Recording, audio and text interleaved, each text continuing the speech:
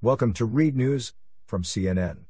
More than 100 years after the crimes committed by the German colonial power in what is now Namibia, Germany has formally recognized the atrocities committed against the Herero and Nama ethnic groups as genocide.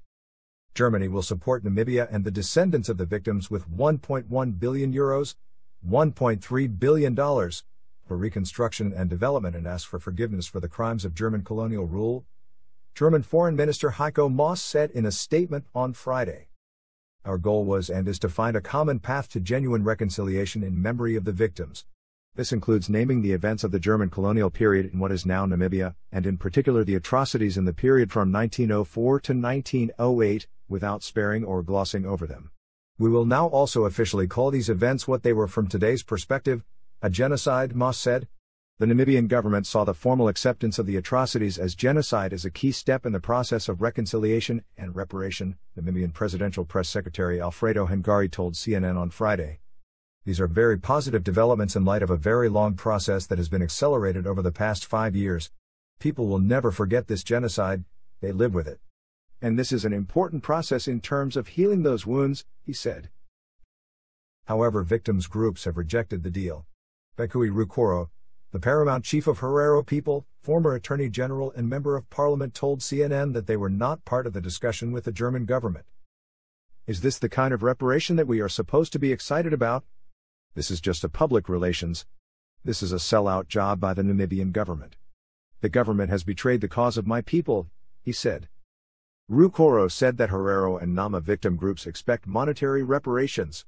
He said reparations didn't need to go to individual people, but should be in the form of a collective payment to the descendants of those killed and pushed off their land during the genocide. He added that the German president is not welcome in the southern African country. The president of Germany isn't welcome here as far as victim communities are concerned. He is persona non grata, he said. German troops killed up to 80,000 of Herero and Nama people in the southern African country between 1904 and 1908 in response to an anti-colonial uprising, according to the United States Holocaust Memorial Museum. According to historians, the bloody conflict happened when the Herero indigenous people revolted against colonial troops over land seizures.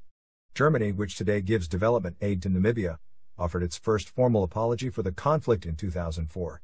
Both countries had been in talks since 2015 to negotiate compensation for the massacre by German colonial forces.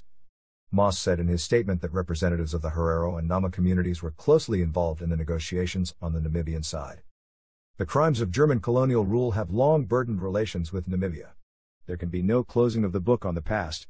However, the recognition of guilt and our request for apology is an important step towards coming to terms with the crimes and shaping the future together, Maas said. German media is reporting that an official request for forgiveness will be made by German President Frank-Walter Steinmeier at a ceremony in the Namibian parliament.